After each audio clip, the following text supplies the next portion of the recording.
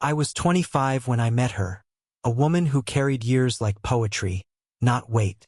I thought I was chasing a story for my camera, but she became the moment I never wanted to end. I'd moved to the coast to find silence. After years of noise, city traffic, deadlines, people talking about dreams they'd forgotten to chase, I wanted stillness. I thought I'd find it in the sea, in the way light bends over water, or in the click of my camera shutter as I tried to capture moments that meant something. The gallery was supposed to be temporary, just a place to hang a few of my photos, see if anyone still cared about still images in a world that moved too fast. But when I walked in that morning and saw her for the first time, I realized some moments don't ask to be captured. They simply stop you. Her name was Elena. She was the curator, though curator doesn't quite fit. She moved like someone who belonged to another time, someone who'd learned to listen before speaking. Her hair was dark with a few silver strands that caught the light in ways no filter could imitate. There was calm in her, the kind that only comes from having lived through noise and learned not to let it define you. She greeted me with a professional smile, warm but measured, and helped me unpack the frames I'd carried in. I remember her hands first. Slender, steady, with small paint stains near her fingernails. She told me she used to paint, then caught herself as if she hadn't meant to reveal that much. The gallery smelled faintly of cedarwood and old paper. Light spilled through the tall windows in lazy, golden lines that stretched across the floor. The air felt slow, suspended. We started hanging the photos. I tried to stay focused, checking levels, adjusting lighting, but every time she stepped closer to study a print, I found myself noticing details instead.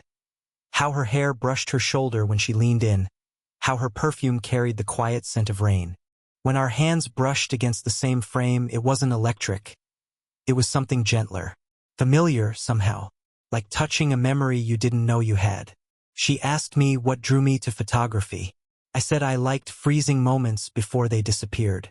She looked at one of my seascapes, a single boat against a vast horizon, and said softly, "Maybe you don't freeze them. Maybe you just prove they were real." That stayed with me. All day, even as we talked about framing angles and wall space, I kept hearing those words. When we finally finished, she stepped back and looked at the wall we'd filled. "It feels alive," she said, almost to herself. I wanted to tell her it wasn't the photographs. It was her presence that made the room feel that way. Instead, I just nodded, thanked her, and packed up my tools.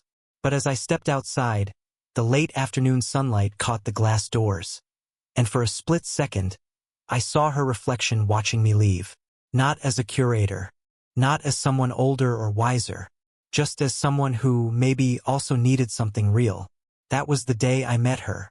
And somehow, everything that followed, every photograph, every heartbeat, began right there. The gallery had emptied by the time the sun dipped below the horizon. Outside, the streets were quiet, the kind of quiet that makes you notice every small sound. A distant dog barking, the rustle of leaves in the breeze, the faint hum of neon signs across the street. Inside, the gallery felt different after hours, almost sacred, bathed in the warm glow of overhead lights that reflected softly off the hardwood floors. She asked if I wanted some tea. I nodded, grateful for the excuse to stay a little longer. While the kettle hissed on the counter, she moved around the small kitchenette with effortless grace, her movements calm but precise. I watched her, noting the way her fingers lingered on the edge of the mug, the subtle pause in her steps as if she were aware of my gaze but didn't mind it. We sat across from each other at a small table, the steam from the cups curling between us. Conversation started cautiously, the kind of polite small talk people use when they're testing the waters. But soon it flowed naturally. We talked about art, yes, but it didn't stay there. She told me about her brief attempt at painting again last year, how life had pushed her away from it. I admitted that even with photography, I often felt like I was chasing meaning instead of living it. There were moments of silence, but they weren't empty. In the quiet, I noticed the way she traced the rim of her cup with a fingertip, the soft furrow of her brow when she considered my words, the little exhale that seemed to release more than just air. I realized I was listening not just to what she said but how she said it, how her presence filled the space around me. Her laugh came unexpectedly, soft and genuine, like a sound that had been waiting for someone to notice it. I felt my chest tighten in a way I hadn't felt before. Not nervous, exactly, just aware. Aware of the warmth of the room, the lingering scent of her perfume, the small human gestures that made her feel so vividly alive. At one point, she shared a story about a friend she'd lost touch with, and I found myself reaching across the table, almost instinctively, placing my hand lightly over hers. She didn't pull away, only let her fingers rest against mine for a heartbeat longer than necessary. It wasn't romance yet, not in the way the world defines it, but it was something equally fragile and powerful, a sense of recognition, of seeing and being seen without judgment. I realized then that slow-burning connections like this didn't demand immediate action. They existed quietly, like a current under still water, and if nurtured, they could sweep you away entirely. When I finally left that night, the gallery doors clicking softly behind me, I carried more than just my camera bag. I carried the warmth of shared tea, the echo of her laugh, the ghost of her fingertips brushing mine. And somewhere deep inside, I knew I would come back tomorrow, not just for the work, but for the conversations that made the air itself feel alive. That IT was one of those evenings when the gallery felt almost dreamlike. The sun had already dipped behind the horizon, leaving the room lit by the soft glow of the lamps we'd left on. Shadows stretched long across the hardwood floors, folding around the edges of framed photographs like gentle arms. I had been experimenting with light, trying to capture something that felt honest, something that wasn't posed or forced. She was tidying up brushes that had somehow migrated from the small kitchenette to the corner of the gallery, humming a tune I didn't recognize. I lifted my camera almost unconsciously, framing her in the viewfinder without thinking. The shutter clicked softly, a quiet punctuation in the stillness. She turned, startled at first, and then laughed. Not loudly, but the kind of laugh that fills a room without making a sound. "What are you doing?" she asked, tilting her head, curious and amused. "I didn't mean to," I said, lowering the camera. "It just felt like a moment." She paused, and in that pause, I realized she was studying herself through my lens, seeing herself the way I did, carefully, quietly, as if she were not just looking, but discovering. There was something vulnerable in that moment, a softness in her eyes that she didn't usually allow anyone to see. Later, I showed her the photograph. I watched her expression shift from curiosity to something else. Recognition, maybe, or surprise at seeing herself reflected in someone else's care. Her lips parted slightly, and I caught the briefest catch in her breath. I could almost see the walls she built around herself loosening, even just a fraction. "Is this really me?" she asked softly. "Yes," I said, "but maybe also how you make other people feel alive without knowing it. How you make ordinary things seem infinite." She didn't respond right away. Her eyes lingered on the image, and I watched the way her fingers hovered over the photograph, not touching it, just hovering, as if afraid to break the fragile honesty it contained. Then, slowly, she sent me a message that night. "You made me look like I still believe." I stared at it for a long moment, my chest tightening in a way that was more than admiration or gratitude. It was acknowledgement, a silent, shared understanding that had nothing to do with words. From that night on, the gallery changed. I noticed her presence differently, the way she would brush her hair behind her ear, the way she'd linger a little longer near my work, the subtle warmth in her gaze that seemed to reach for something she hadn't said aloud. Every time I looked through my camera, I felt her there, not just as a subject, but as a reflection of what it meant to truly see someone. And in those quiet evenings, with light falling gently across our shared space, I began to understand something I hadn't yet been willing to admit, that I wasn't just documenting life with my camera. I was noticing the one person who made my own feel infinite. The gallery was quieter these days, but not in the way I had hoped. There was a tension I hadn't noticed before, a subtle shift in the air whenever Elena entered the room. She was still graceful, still warm, still every bit the person who had first made me feel alive. But there was distance now, a gentle, careful distance that reminded me of just how complicated people could be. Rumors had begun to circulate.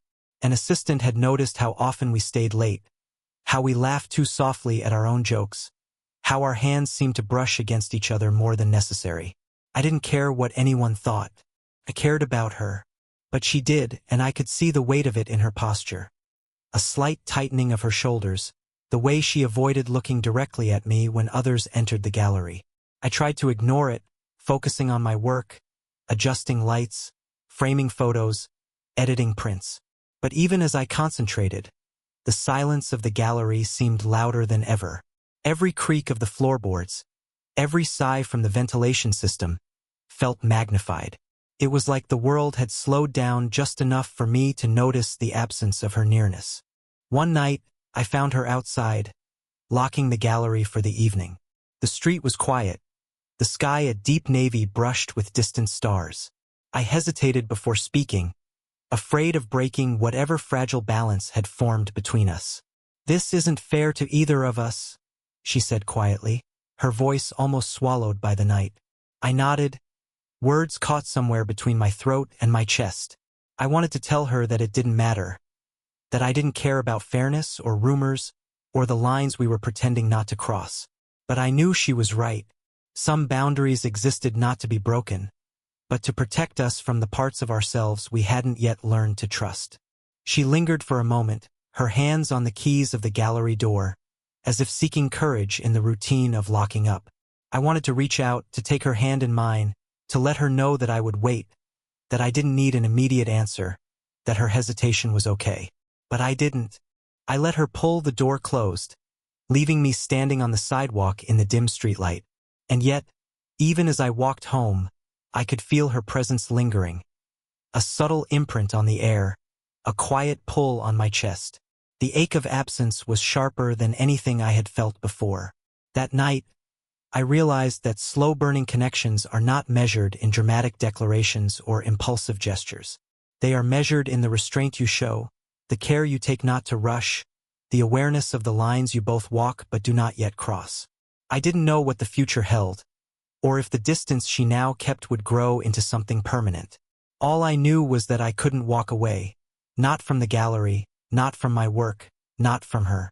And sometimes the most intense moments of longing are the ones that go unspoken, felt only in the space between two people, in the pauses that linger just long enough to make you ache. A week had passed since our quiet confrontation outside the gallery. I had tried to keep my distance, immersing myself in photography and editing, but I couldn't shake the feeling that something unfinished lingered between us. Then, one evening, Elena sent me a message. "I'm painting tonight. If you want to stop by, you're welcome." I arrived just as the first stars began to prick the sky, and her apartment smelled faintly of turpentine and sea air. The curtains were drawn, leaving only the warm glow of table lamps to illuminate the room. Canvases leaned against the walls, some finished, some mid-stroke, colors vivid under the soft light. It felt intimate, like stepping into a world she had carefully kept to herself. A place I was allowed to see, but only because she wanted me there.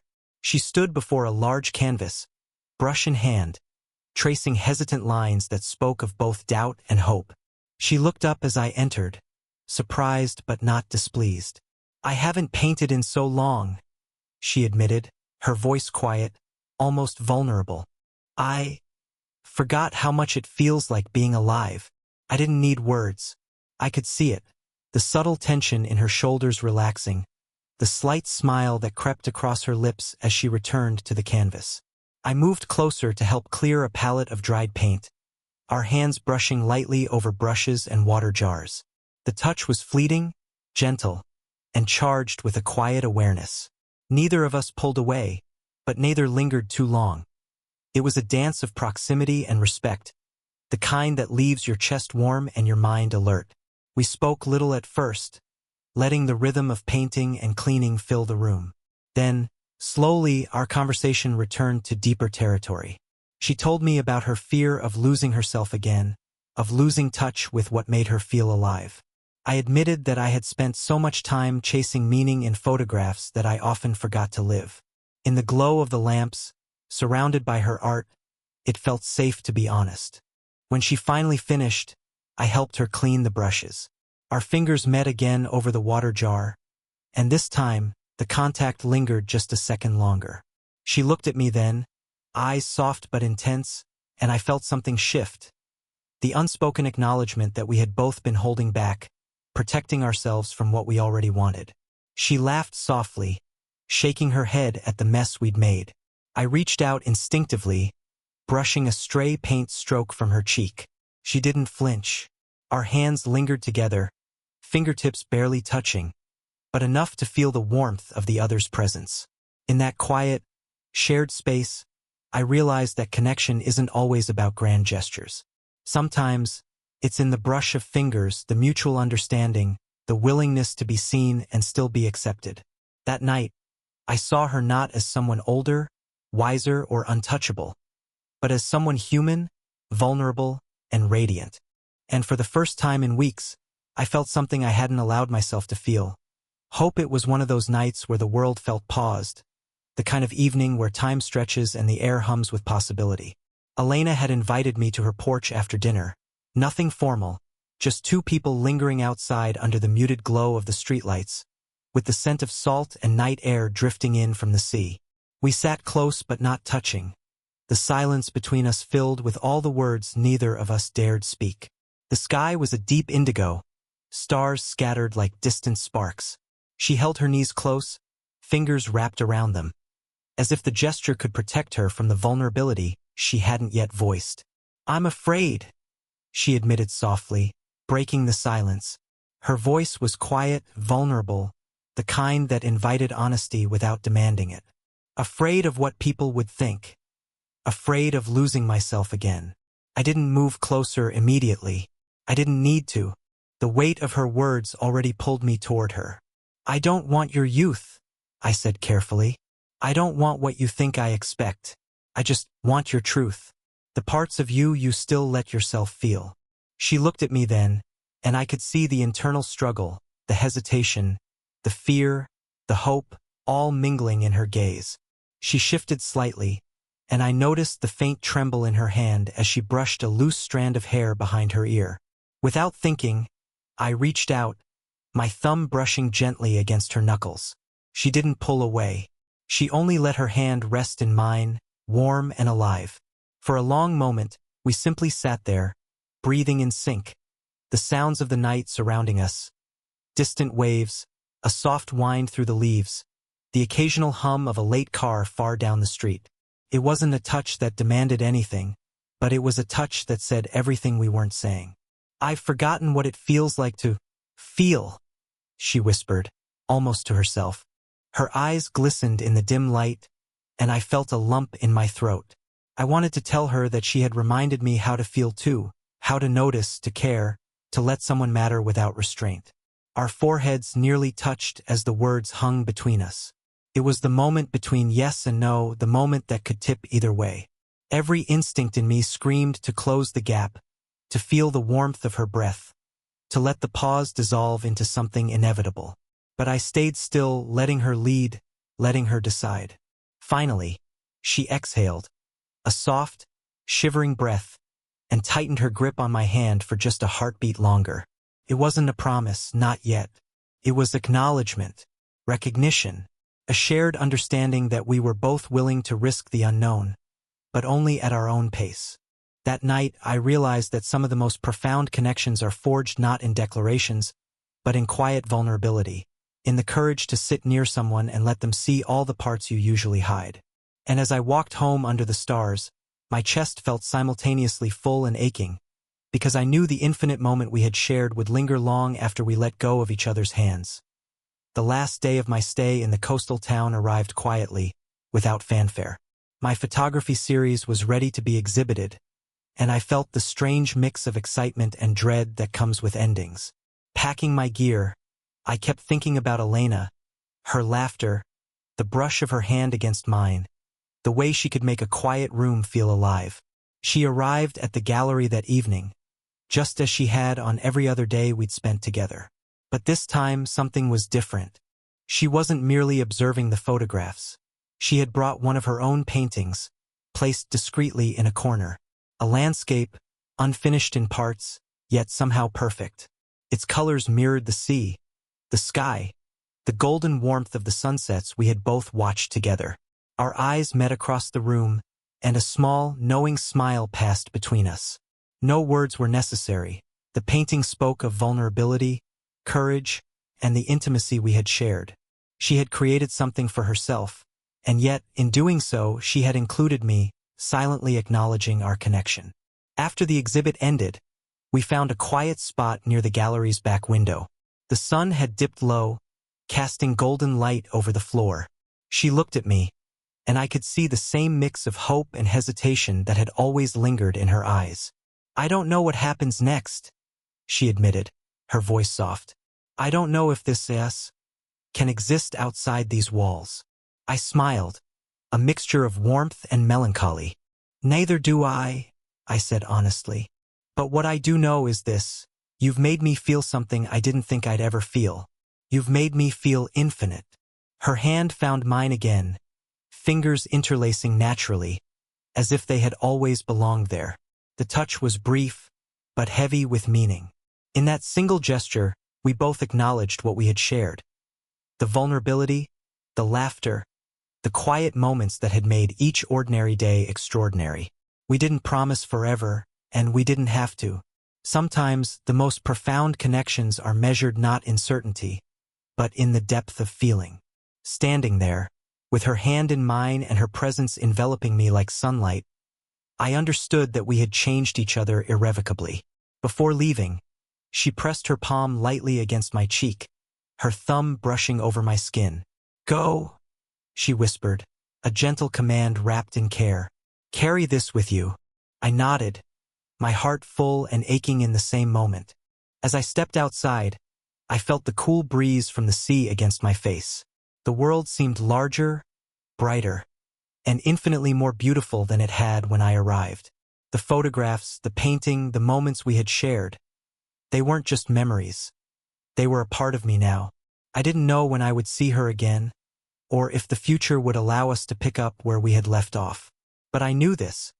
Meeting her, knowing her, being seen by her, it had changed me forever. And in that quiet certainty, I realized something extraordinary. Sometimes the people who make you feel infinite aren't just in your life for a moment.